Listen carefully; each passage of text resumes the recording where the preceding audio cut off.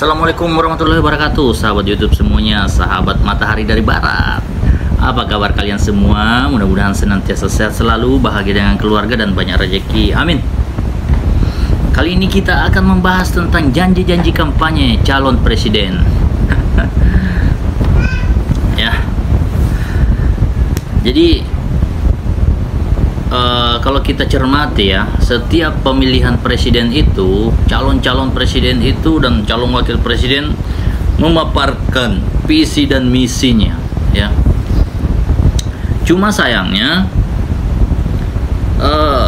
seringkali visi dan misi itu ketika terpilih dan berakhir masa jabatannya itu tidak terpenuhi. Ya, isu yang sering dibahas itu kan apa? Tentang penegakan hak asasi manusia, korupsi, ya kan? Kesejahteraan,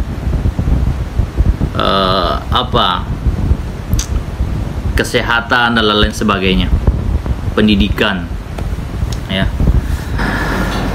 Tapi kenapa ya sampai saat ini Indonesia itu rakyatnya masih banyak yang hidup di bawah garis kemiskinan. Bahkan kalau kita lihat terjadi kemerosotan, ya, terjadi kemerosotan. Kenapa?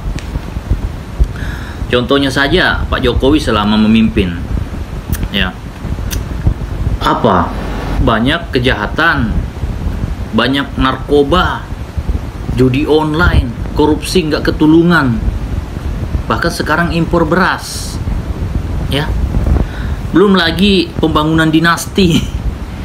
Bahkan Pak Jokowi masih menjabat dan anaknya mencalonkan diri menjadi cawapres, ya kan?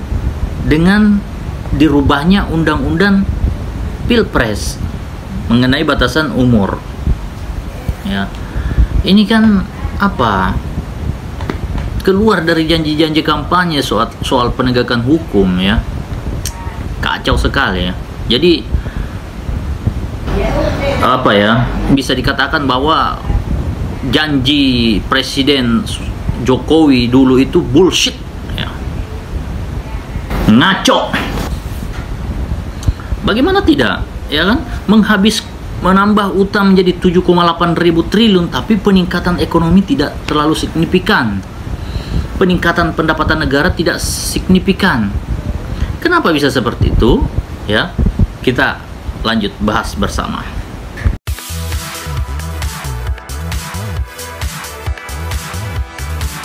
Ya, seharusnya ketika capres itu memaparkan janji-janji visi dan misinya itu harus detail dan lengkap, ya.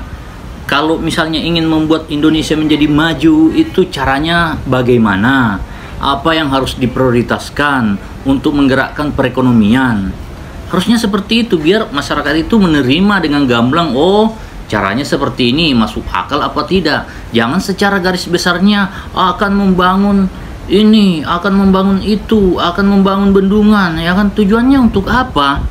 Ya kan seperti Jokowi, ya kan, membangun di waktu berpasangan dengan JK, ya kan, akan membangun membuka 1 juta hektar lahan sawah, ya kan? Tapi hari ini beras masih impor, padahal dana utang, ya kan, negara itu digelontorkan untuk membangun infrastruktur, diantaranya bendungan, waduk, dan lain-lain segala macam untuk meningkatkan pertanian. Tapi hasilnya apa? Nol. Karena sampai hari ini beras masih impor, harga-harga pangan naik, ya, harga beras sekarang melonjak tinggi. Dan sekarang itu tidak tersorot oleh media karena media-media sekarang lebih sibuk memberitakan tentang capres-cawapres yang penuh drama sampai hari ini, ya. Masyarakat yang kesusahan sudah tidak tersorot lagi kamera, ya kan? Kenapa bisa seperti itu? Ya karena kebullshitan dari janji-janji kampanye presiden ini, ya kan? Apa yang terjadi? Membangun infrastruktur seperti jalan tol justru malah menghancurkan ekonomi masyarakat sepanjang jalan tol itu. Ya, yang bersuara itu cuma apa, Gubernur Jogja, Sultan Jogja, ya. bahwa dia tidak setuju ya kan jalan tol itu melewati Jogja ya, tapi saya nggak tahu, rupanya setuju juga akhirnya. Jadi oke lah, membangun infrastruktur itu harus disertai dengan regulasi yang baik yang berpihak kepada rakyat. Jangan hanya berpihak kepada para pengusaha. Enak sekali ya, pengusaha itu mendapatkan hak pengelolaan jalan tol dari pemerintah ya kan, terus mereka menikmati hasilnya. Orang-orang yang masuk ke jalan tol itu semakin memperkaya mereka memonopoli usaha-usaha yang ada di dalam jalan tol itu. Ya hancurlah masyarakat sepanjang jalan tol itu. Ya sudah tidak terlewati lagi oleh pengguna-pengguna jalan, sehingga yang saya bahas sebelumnya, dagangan mereka tidak laku ya kan, ekonomi di daerah-daerah itu jadi tidak berjalan, tidak berputar, putus rantai ekonominya. Ini disebabkan semua oleh infrastruktur yang kebablasan, yang tidak tepat guna ya kan, yang tidak berstrategi untuk berpihakan kepada rakyat. Nah, seharusnya ya, kalau misalnya kita melihat negara-negara maju itu ya, contoh misalnya Australia ya, banyak wisatawan datang ke Australia ya, terus banyak pekerja-pekerja itu yang datang ke Australia, banyak pelajar-pelajar datang ke Australia, sehingga jumlah penghuni Australia itu menjadi banyak. Akhirnya kan butuh memberi makan kepada pendatang-pendatang itu tentunya, dan disitulah pemerintahnya memberikan perhatian kepada para petani dan nelayan. Ya, terserap hasil-hasil taninya itu, terserap hasil-hasil nelayan itu. Ya, dan mereka juga bisa mengekspor ya hasil-hasil pertanian, peternakan ya kan. Contoh misalnya Australia mengekspor daging sapi ya kan, mengekspor anggur dan lain sebagainya. Selandia Baru juga seperti itu ya kan. Kedatangan orang untuk bekerja di situ ya kan, terus mereka menghasilkan, bahkan mengekspor produk-produknya. Nah, bagaimana dengan Indonesia? Apa yang harus dilakukan? Harusnya seperti itu. Ya, Indonesia ini kan tanah agraris, ya, tanahnya subur. Bagaimana caranya supaya kesuburan tanah yang ada di Indonesia ini dimanfaatkan dengan baik oleh negara untuk kepentingan rakyat, bukan untuk kepentingan satu golongan saja, ya. Misalnya yang saya sebutkan itu, hutan tanaman industri itu diberikan HGU kepada para pengusaha-pengusaha.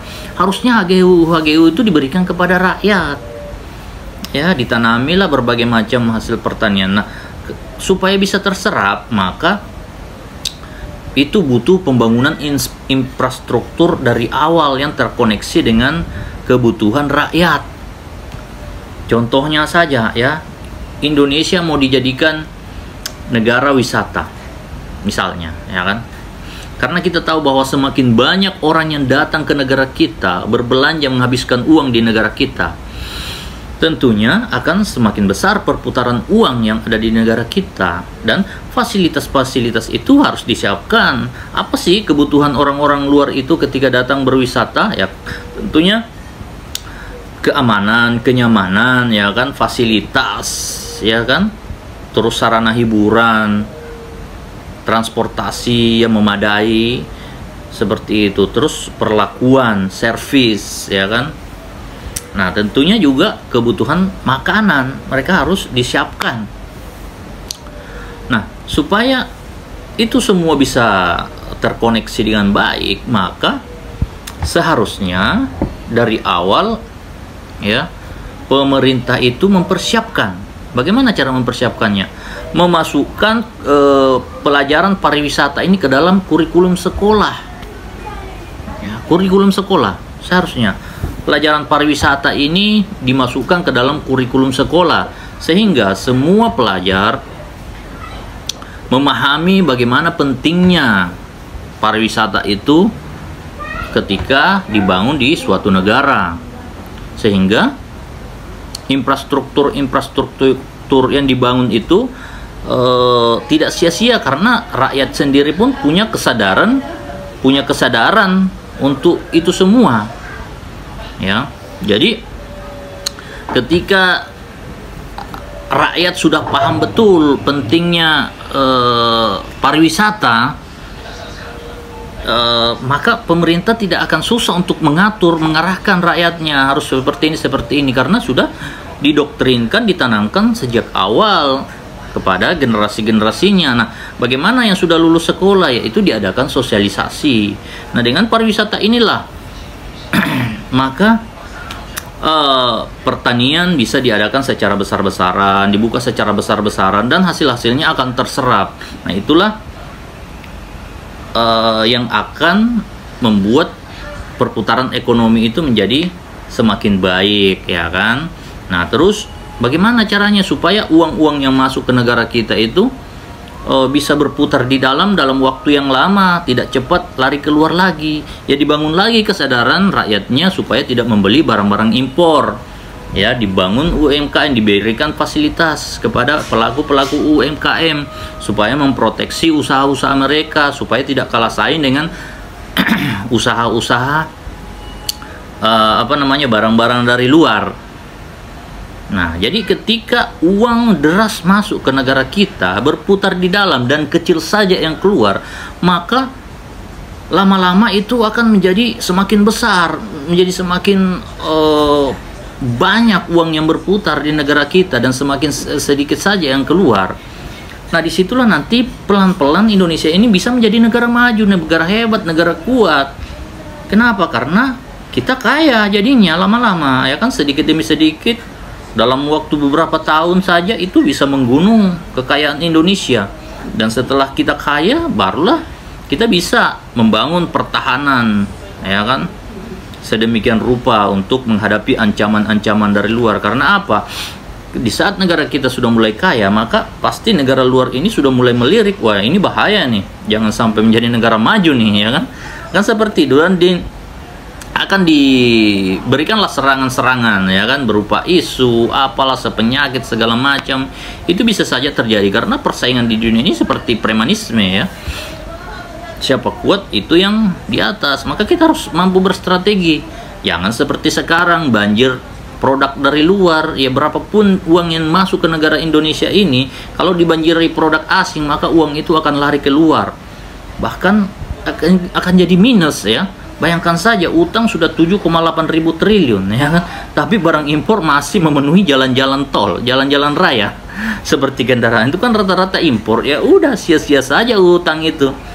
Habis nanti lama-lama kalau misalnya kita sudah tidak utang, sementara pengeluaran uang keluar itu semakin besar juga, maka lama-lama kan akan minus. Habis uang terkuras di negara kita, belum lagi pariwisata, orang bepergian ke luar negeri, ke Singapura, ke Arab, ke mana-mana saja, membawa uang berbelanja di sana. Habis uang di negara kita. Akhirnya akan terjadi persaingan yang ketat untuk memperebutkan uang. Akhirnya apa? Kejahatan semakin meningkat, ya kan, penjara semakin penuh. Lama-lama negara kita bubar. Belum lagi kecemburuan sosial dengan seperti Pak Jokowi ini telah menimbulkan kecemburuan sosial yang sangat besar di Indonesia ini dengan membangun dinasti, ya kan. Jadi sepertinya Pak Jokowi ini cuma memperhatikan keluarganya saja, ya. Bayangkan saja, undang-undang dirubah demi meloloskan anaknya untuk menjadi cawapres. Luar biasa, ya. Itu saja. Matahari dari Barat. Assalamualaikum warahmatullahi wabarakatuh.